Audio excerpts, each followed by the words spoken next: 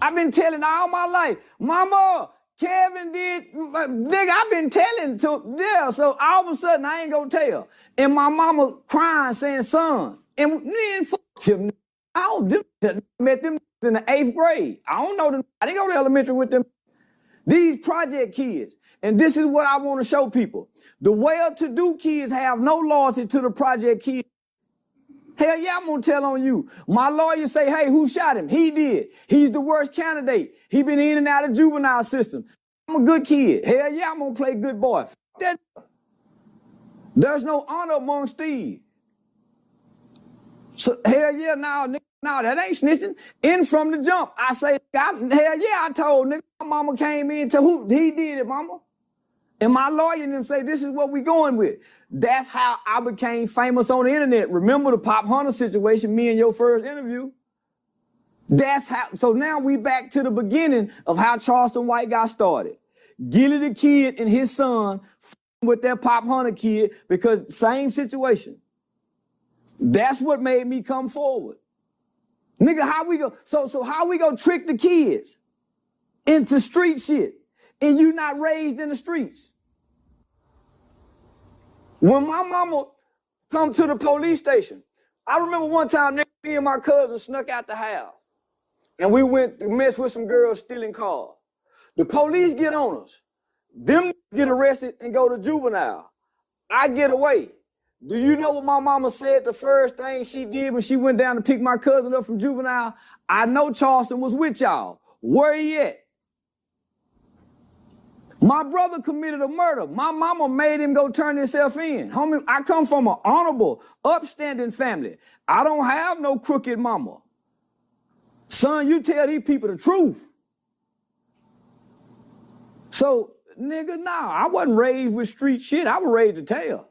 Is that what made you so passionate about the Pop Hunter situation? Yeah, because how you gonna tell a kid to go against his mama?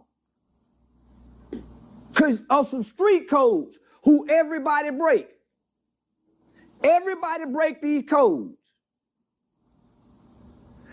Everybody break these codes. Homie, when we got arrested, homie, all these niggas older than me. There was a news article in 2004, 2005 by Bob Ray Sanders in the Fort Worth Star-Telegram. I never got to read none of the articles back in the 90s, but homie, we was on the front page paper of every news station. The news media described me as being the youngest, the smallest, but the brains out of the bunch. Homie, all these niggas older than me. I'm just bullshitting and ran away from home because my mama had just had my little sister. So nigga, I'm mad because I ain't the baby no more. And I'm being rebellious. My mama just had a new baby. I'm 13, going on 14. It's the summer going from 8th grade to, I'm just being rebellious. I ain't no criminal. I've been playing the flute in the band. I go on family vacations. Nigga, we eat dinner at the table. We don't eat dinner in our room. I got my own bedroom with my own bunk beds. I got a desk right there, a real set-up desk. I got my own phone. I'm a spoiled kid. I ain't no street nigga. But you was playing street though, right? I wasn't playing street. I'm playing rebellious. I'm rebelling against mama being delinquent. I'm not being criminal. I'm being delinquent. We stealing jackets. We breaking into houses. We ain't being criminal. We being delinquent. There's a difference. We breaking bottles. We breaking in the car. We sneaking in the girl. We ain't shooting guns and killing. We ain't doing none of that. Breaking in people's houses is criminal activity though. It's delinquent. It's delinquent. Did you hand him the gun before he shot him? Yeah. And you told him shoot him? Yeah, shoot that motherfucker. But I ain't mean it. I'm just talking. Yeah, I ain't mean it. Dumb up. Yeah, I ain't mean it. Is this your gun at the time? No, homie, we had so listen, I'm just out. So listen, so I ran away from home. My mama was being strict. She pregnant with my little sister. Just had my little sister at the time. So the baby no more. Nigga, the baby of the family. So nigga just being rebellious. My brother in and out of trouble. So nigga, you gotta think. I had 9 eye surgeries from age. So I fell in the washing machine. Think about this, nigga. I fell in the washing machine at age 5. I didn't learn how to walk again till almost age 8. By age 8, I put my eye out. So nigga, from 5 to 8, I'm in and out the hospital for surgery. So I ain't go to school. I got a private tutor. So nigga, I'm a sheltered kid. So at age 8, I put my eye out. So from 8 to 12, I had 9 eye surgeries before having my eye removed. So I ain't playing outside. I ain't playing sports.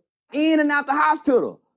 So by the time I get into 6th grade, I get my eye removed. Now I got a prosthetic eye. But I'm still in and out going through the doctor. By the time I get to 7th grade, this is my first full year of having a prosthetic eye.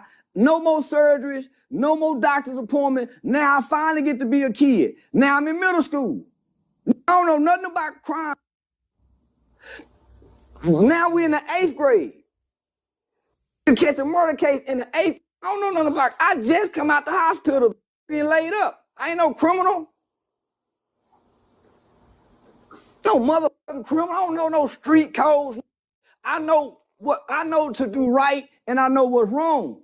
I know you tell the truth. Nigga, you be honest. I'm an honest kid. Hell yeah. So anybody tell you, yeah, that nigga brutally honest. Ever since he was a kid, that nigga brutally honest. Yeah, we did this. Because this is how I was raised. So the core foundation of who you are. Why do you think so many niggas tell on First 48? Why you think there's so many niggas who tell? Because the core foundation of who you are is good natured based on how our mothers and grandmothers raised us. But the culture wants you to believe we all come knowing and raised this street shit.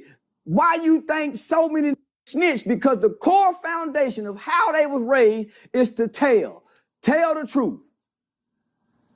So when you get in trouble, homie, the core foundation of who you are comes forward. So here we are, we done committed a murder, broad daylight at the mall. Broad daylight during school hours. There was a girl by the name of Ursula who was at the mall at the time, her and her mom. That's how they identified us. Ursula went to school with us. So that's how we get identified. They go to the school, get the yearbooks, and then I got our pictures. I come up with a plan after the murder. I tell my partner DJ. Now DJ 15 at the time. DJ was a good kid, never been in trouble, only child. Nigga worked at Red Lobster, good play sports and fuck with hoes. Antoine Doolittle, the shooter, is a nigga from, I think they from South Dallas, Oak Cliff, some just moved, just come to the city. He had 2 brothers that was in and out of prison with a life sentence. Mama in the project, he in and out the boys' home. Really didn't fuck with girl, but he a project. His mama let him stay out all night long. So me and DJ, 2 different backgrounds from these other 2. Me and DJ go to school together. We don't really go to school with Antoine and him. We just passing each other during the summertime. So there's no real friendship. We just hanging during the summer. That's how most get in trouble. Going to go group up with some new group of friends during them summer activities. That's how get in trouble. Antoine and them couldn't have came to my mama house. Nigga, my mama never met Doolittle. I would run away from home, and that's where I would go stay because his mama let anybody come over. He can do anything. My mama would come over there looking for me. His mama say, no, he ain't here. He couldn't come to my house. Those mama, nigga, man, nah, my mama didn't play. Nigga, I couldn't go, if I didn't run away from home, I couldn't go nowhere. My mama want to talk to who taking you. Let me talk to their mama. Who picking? No, nigga, I come from structure. I come from a woman who had morals and principles and tried to instill this. I'm just rebelling at 13 during what they call an adolescent stage of life. Most children rebel. I'm rebelling against mama. She talking that God talk, trying to take us to church. She bringing more structure. The concept of tough love had just came about. Now mama talking this tough love talk. And she done had a baby. And I mean, yeah. So I'm just going through some shit, rebelling during the adolescent stage. And almost cost me my life. Somebody lost their life. We out being delinquent, stealing jackets. We ain't robbing, we stealing jackets. But we took a gun. Somebody lost their life, innocent man.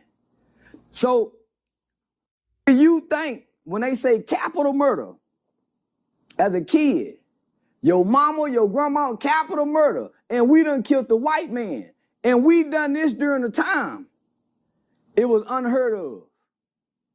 I'm one of the first kids in Fort Worth, Texas to ever be tried and adjudicated and sentenced for the crime of murder.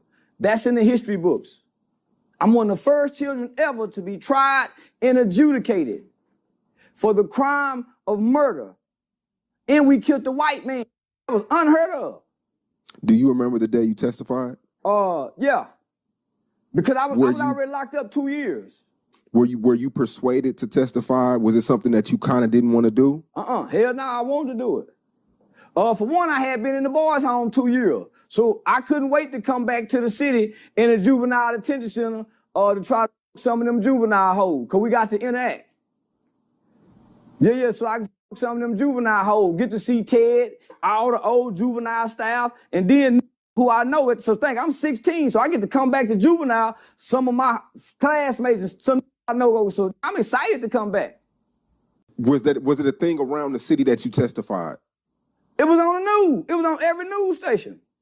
It was on every major, but wasn't nobody saying, oh, he testified. Everybody kids. Everybody understand we all would have done this. Nobody think I shouldn't have testified. We all kids. Regrets? Nigga, I was facing 40 years under the Texas Juvenile Determined Sentencing Law. Man, nigga ain't never even heard of that before as a kid. 40 years? What? Now, nigga, I've been coming to juvenile for the last, so I went to juvenile from probably 13 to 14. I wasn't in trouble at 12, I wasn't in trouble at 11. I had one little year of rebelliousness, being resentful, going against what mama say, thinking mama don't know what she talking about because she a woman. Going to the culture, the streets, based off what's been propagated. I'm just out in the wilderness. I ain't got no business out here. Hanging with some who go to bed hungry. Hanging with some who 7 people in this 2-bedroom. Roaches. Nigga, man, ain't no roaches in my house. Man, there's people walking in and out all day. Man, I ain't know that exists. So, you thinking capital murder, 40 years. You lying to me. You go do whatever your mama and your lawyer instruct you to do. That's why these tell when the feds get them, because they lawyer tell them, hey, listen, they got evidence on you, might as well tell. You go do what your lawyer tell you to do. And everybody know I'm the good kid out this situation. He ain't got no business with them based on looking at our mamas. Based on looking at our mamas, how mama dressed when she come to court, how she talk to the judge. I'm the only one would have paid for a lawyer, 2 of them. My partner DJ, they had to go, his mama then went on the radio station to try to raise some money for him. Because at this time, there was 3 skinheads who had killed the black man. So there was 3 skinheads who killed the black man, and we killed the white man, and all this was on the news, and it was being in comparison. So they looking at our mamas. Got Carl Mallory, one of the baddest goddamn lawyers come, what? So now I'm being presented in a whole nother light. And I'm the kid with all the mitigating factors. Your Honor, the kid broke his leg when he was 5 years old. Kid's been sheltered. He don't know no man. Boy been in and out the hospital, in the house having surgery. He just run, yeah. So I got all the mitigating factors. You think I ain't gonna play alone? Cause I'm playing along with these niggas? So I got 12 years because I agreed to testify. Hell yeah, I'm gonna testify. They got tried as adults. The day they got their certification hearing, and this would hurt their case the most. The day they got certified, when they was being transferred from the juvenile detention center to the county jail, they was on the news laughing. So there was a news reporter by the name of Debbie Price. And at this time, it was about 8 kids who had committed murder. So, homie, this is unknown to the world in Fort Worth, kids commit murder. So there's a lady by the name of Debbie Price who had done this, who wrote this national article that was called Kids Who Kill With No Remorse. Nigga, I wasn't a kid identified with no remorse. They were talking about my Latin King partner, Jose Rodriguez. Nigga, they didn't, yeah, he was a serial killer at the time, little Mexican. He was heartless at the time, little wild motherfucker. But all throughout my psychological evaluations and meeting with psychiatrists, I'm the kid with remorse. I'm the most salvageable. He can be saved. Look at what kind of background he come from. Those are the determining factors. So when they look at them, that nigga got 75 years. And they got 75 years. DJ, he got out on bond, moved to Oklahoma, and he was killed in a high-speed chase running from the police. The oldest guy, Antoine, I think in the beginning he got 99, went back on appeal, maybe did 20, but we the only 2 out. So Antoine Doolittle's out? No, Antoine Jenkins is out. Doolittle still locked up. So how true is it that, because I seen this shit on WAC 100 YouTube page or whatever, how true is it that every time a parole bond hearing comes up, you come up there and tell them, no, you still fear for your life? Why would I be fearing for my life?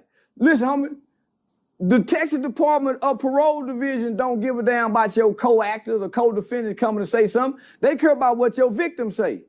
We had a very forgiving victim family. Nigga, I got to meet my victim family. Very loving, forgiving family. They forgave us. They not protesting his release. You think I'm going back 30 years ago, my nigga? 30 years? You talking about 1991. Nigga, I don't even know when he come up for parole. You think I'm keeping up with that nigga parole date? I don't give a fuck about that. Have you talked to Doolittle ever since? He called me about 2-3 years ago. How'd it go? Man, we been taught. Nigga want to be friends. Nigga break after them years. He wish he would have told. Because when you kill somebody and you don't tell the reason why you did it, you don't give, they think you heartless. Oh, you don't want to talk to the police. You heartless. So they're gonna sentence you accordingly. Because the police got the ball at the beginning of the case. And what they write and jot down based off their perception is passed on to the district attorney's office. The district attorney's office goes soup up what the police done put on you. So this got a lengthy juvenile record. So he's the most likely candidate that we punish more severely. He's already showing the signs of a career criminal. Me and DJ ain't got no signs of a career criminal. Big Twan and Little Twan do. Based off the family environment and structure that they come from and where they live. So my lawyer give me a 12-year sentence. And if I wouldn't have talked to the police, I got probation. But because I talked to so when the police get a bunch of, they've been doing the investigation, they get a bunch of, homie, they profile each, which one you think is more likely to talk? That good kid right there. So they come get me. So hell yeah, I told it.